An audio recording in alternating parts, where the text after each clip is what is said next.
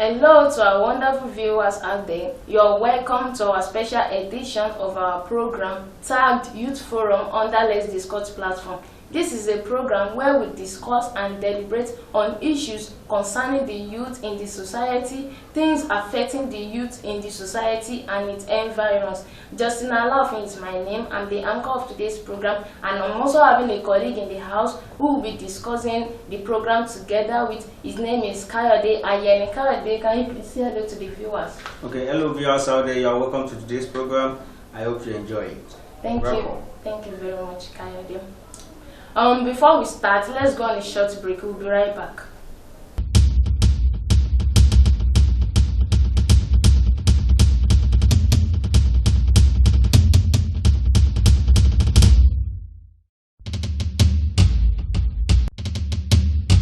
Welcome back, viewers. If you are just joining us, you are on to ABN TV, Osun State, Nigeria. And today we are still on our program tagged Youth Forum under Let's Discuss platform. It is a platform where we discuss on crucial issues affecting the youth in the society, things concerning the youth in the society and its environs. And today we are talking about dangers in choosing a career. And I know there are a lot of things that have been coming through our mind concerning this, and as it is, there are a lot of dangers in choosing a career, whereby we need critical thinking before we choose a career, because that is where our future lies.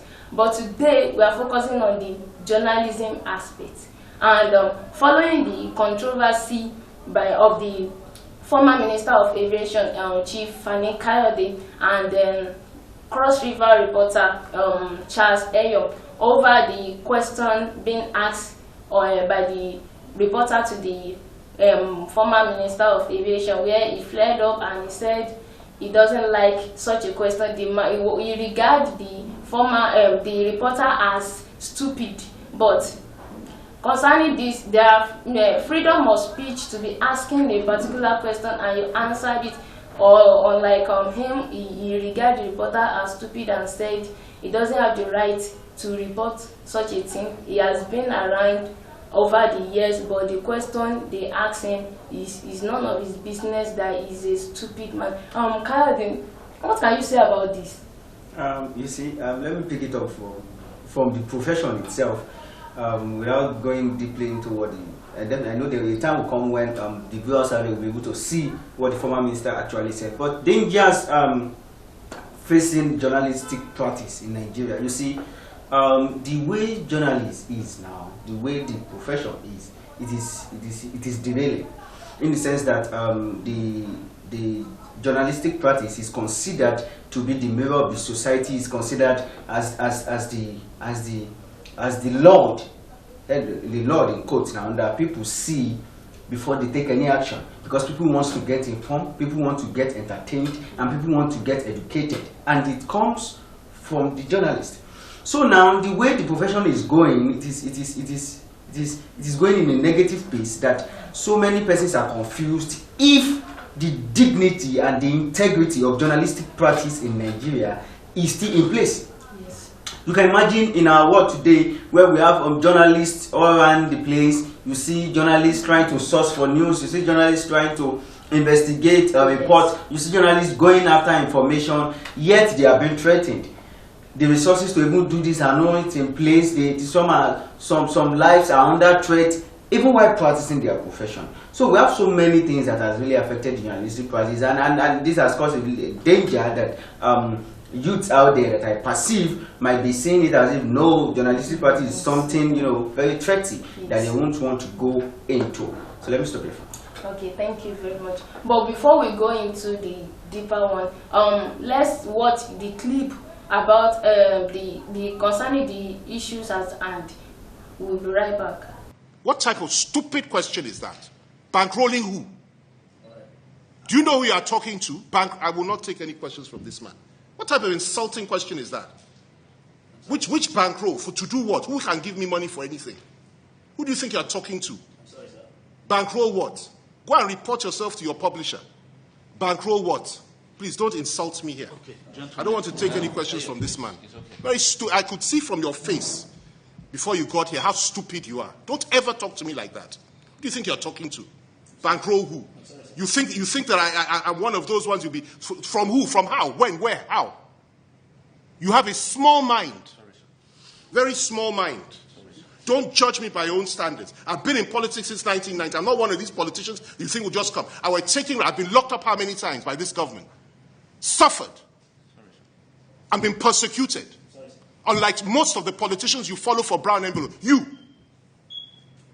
Don't ever judge me by that standard. I spend, I don't take. And I'm not a poor man. I've never been and I will never be. Bankroll how? Don't ever suggest that to me.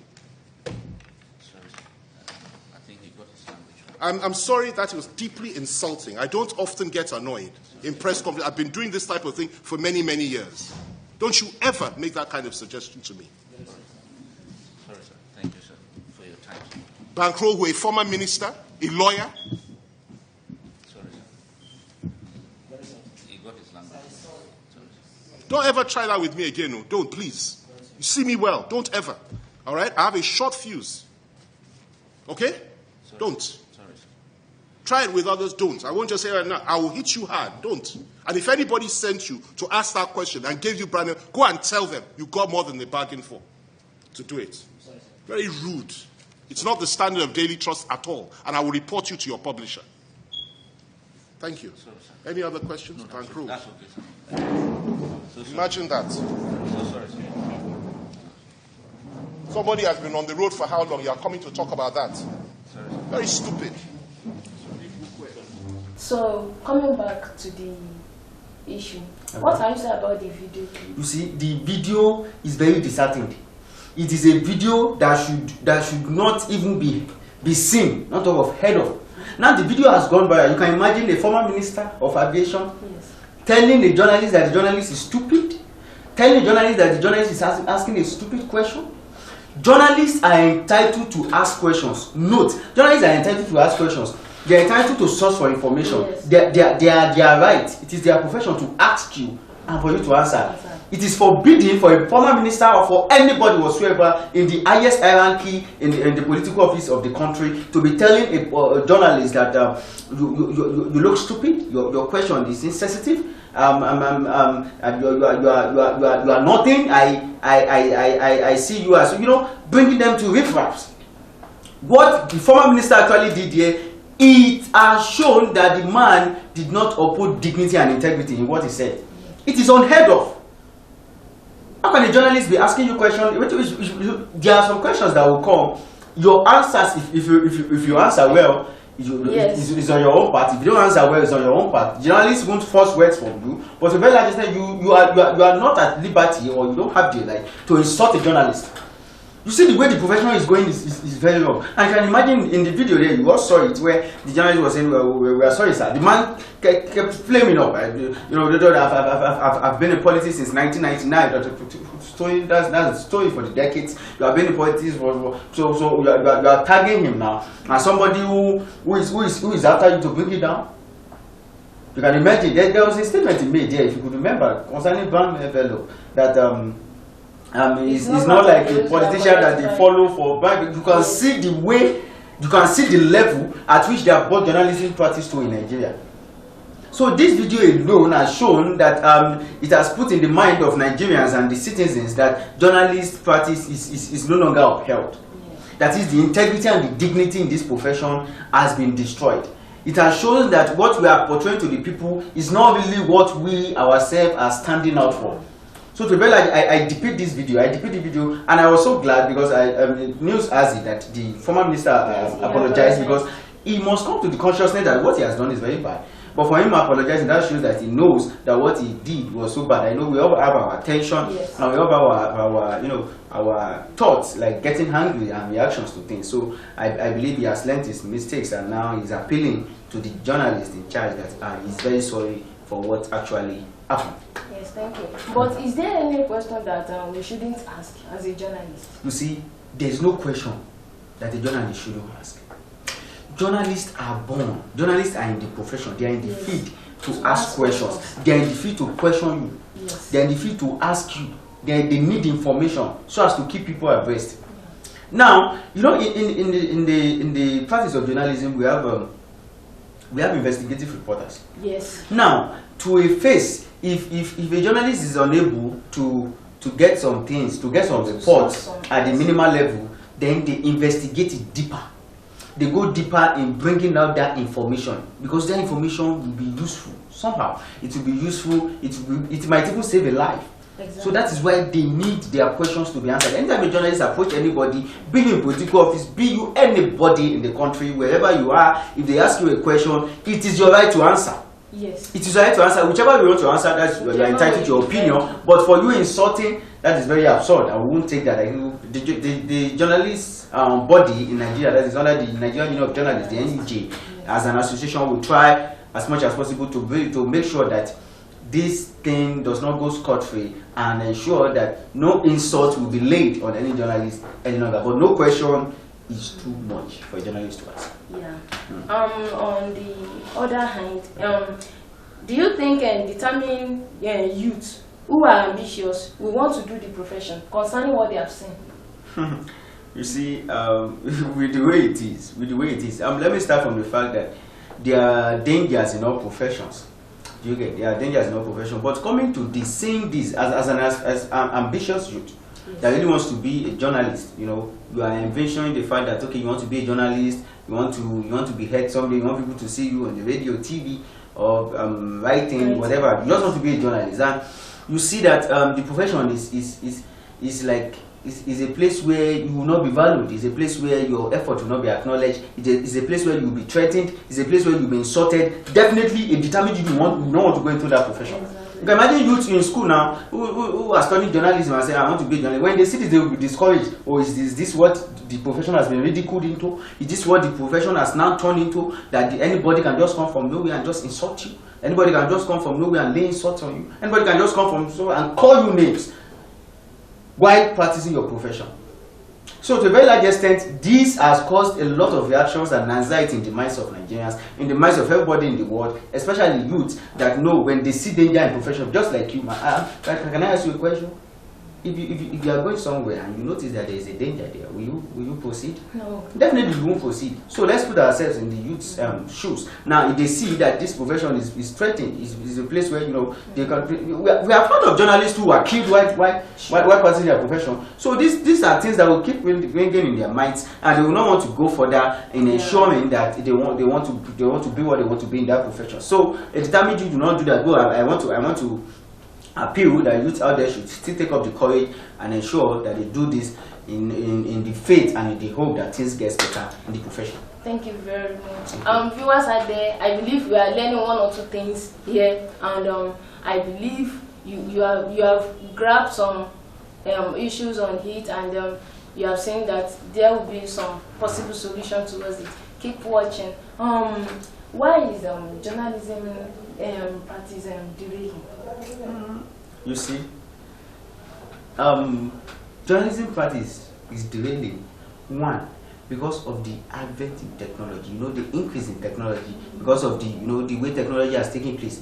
Journalism practice, you know, the world and the people at large, they see journalists as people who are the mirror of the society. Yes. They see journalists as Lord. When they see you as Lord, hey, sir, what is happening in the society? Sir, what do we need to know? What do we need to do? They will keep asking you. But now that social media and internet has taken everywhere, it has derailed the practice already. You can imagine before, I think for some decades now, newspaper publishers, they might be publishing like 10,000 papers a day, but now they can barely publish 200 for the whole country because people no longer patronize them.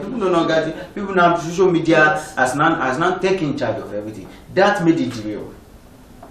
Though it's advantageous because some people get information, you know, at the right time. But if everybody keeps practicing journalism, then those who are the core profession, how will they be able to practice well? So that has caused it to derail. Then again, you know, the value is no longer placed there. The integrity is not there. Journalists are now seen as as people who are beggars. Can you imagine from what the minister said, where he was saying, I'm not like other politicians you follow for brown envelope. That is, journalists now follow people for brown envelope, for bribe, for bribe, so as to portray them in good light. You can see the way it is, and that boils down to the fact that there are some bad eggs in the profession. Yes. There are some persons who don't know the nitty-gritty of journalism, who are here to know the ethical values, who are here to know what it encompasses, yet they want to be journalists. If you want to be a journalist, you must go through the scrutiny. You must go through the process. If you don't pass through the process, you cannot cooperate with the profession. And that is why we have quack journalists now, which has now interrupted and corrupted the quality of journalism. So we are just appealing that things, though it's not only in journalism, as I said earlier, even in all other professions, you can see it, even in teaching, in health, in other sectors, in businesses, you see corrupt head, all like that. So we just hope that things will get better. But in journalism practice needs to be upheld, so that the respect, the integrity, and the dignity will be back in the minds of people in the world. Thank you very much. Thank you. Viewers, let's hear the view of some journalists out there concerning this. That there's a need for us to call a press constitutional conference, where we set the guidelines to direct the affairs of the practice of journalism in the country. We have to look beyond this and ensure that we put journalism practice in a right perspective. If you can see, the society has little or no respect for journalists. We were looking at the reasons at the lecture. We look at the reason for this, and we came to realize that is the economic condition of a journalist that eroded his professionalism. We know what we are doing, but when people are not economically fulfilled, they were able to compromise the standard of the profession. We, as the conscience of the society, we must look beyond our pocket and ensure that we put those in government to accountable. We must make them to be accountable, and that is the essence of this lecture. And we have realized that we, as a journalist, we must ensure that we have a multiple source of income, so that the society, the politicians will not be looking down upon us. And even the point of entry into this profession must be checked. That will be the essence of the constitutional conference, the press constitutional conference we are looking at. And you sincerely that the likes of Dr. Adedayo and Suleiman Alede proved beyond reasonable doubt that they are proficient journalists. Who knows better that journalists are not treated as expected during the course of their assignments? It's quite unfortunate that journalists are not allowed to enjoy press freedom as entrenched. I remember during the time of Goodluck Jonathan. As at present, just look at what happened recently with Charles Eyo, a correspondent of Daily Trust. Sorry, of a Daily Trust, yes. And in the hands of politicians, particularly in Nigeria, it is quite unfortunate that the expected respect that journalists are supposed to earn are not given to them. And this has become a terrible situation, which we believe through this kind of... I want to advise the federal government, because we believe that without journalists, there can't be any news and there can't be any society. We are living because we have a society, and the major factor or the major contributor to this society are journalists. So if journalists are taken out of this society, then there is no society.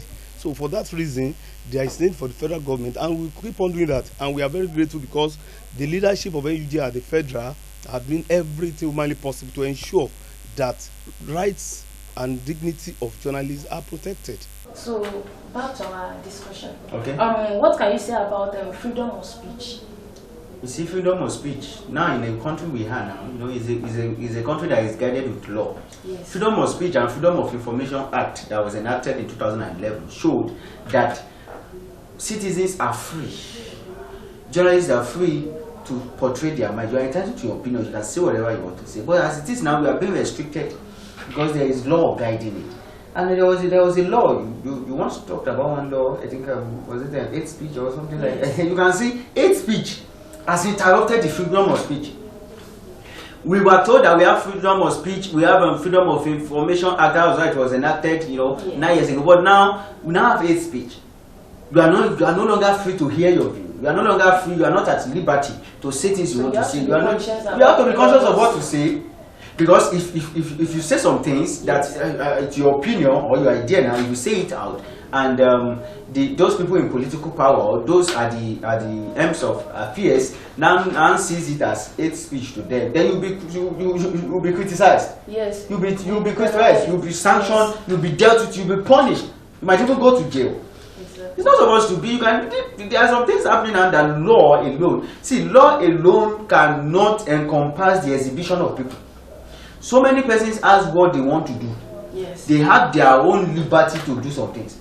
If I say some things, I'm entitled to my opinion. Like for example, if you say a thing now, are you not entitled to your opinion? You are entitled to your opinion. But if in a country where hate speech has now been the order of the day, where you are being told that it's better you watch what you want to say, that means you will now be restricting some things you want to say and be saying things in positive light so as not to get criticized. This is the kind of country we have. This is the kind of world we have. In whatever you want to say. It's not supposed to be so. To me, it's not supposed to be so. With the hate speech saga that was brought up by the National Assembly and was signed, it's something that I see as a crazy bill. Exactly. As a crazy bill. If you want to hear your view, hear your view. If you want to say what you want to say what you want to say. Just ensure that what you are saying the right thing. Hate speech can only come in when you are lying. Do you get it? I want viewers to get it as well. When you are not saying the fact. When you are not saying the fact, when you are not saying the real thing.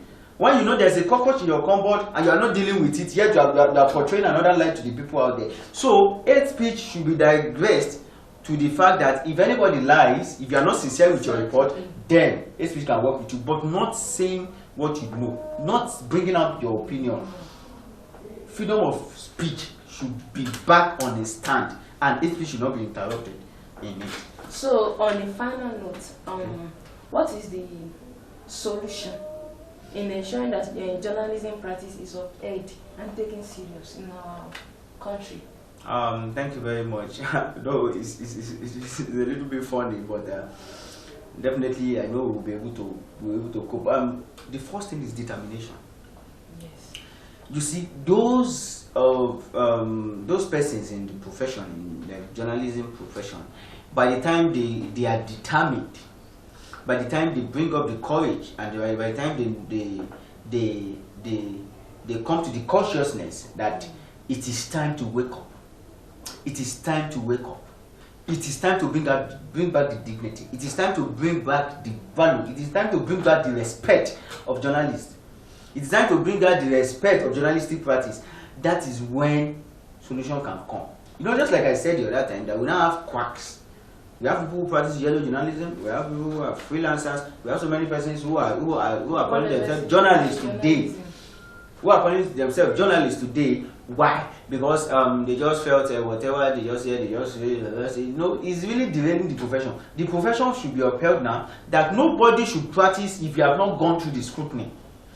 Nobody should practice journalism if you have not gone through the process.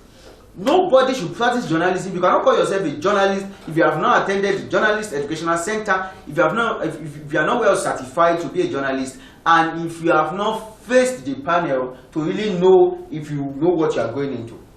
But anybody can just come from nowhere and say, no, I'm a journalist, and the person will start practicing. This is what has been doing. By the time we face these challenges and face what we are supposed to do, definitely solutions will come. Then we'll be upheld that people in the world, even those at the ends of our fear, they will begin to see us as Lord, and they will begin to say, no, journalists. In fact, a journalist should be respected than the president of the country. I stand to be corrected. A journalist should be respected than the president of the country.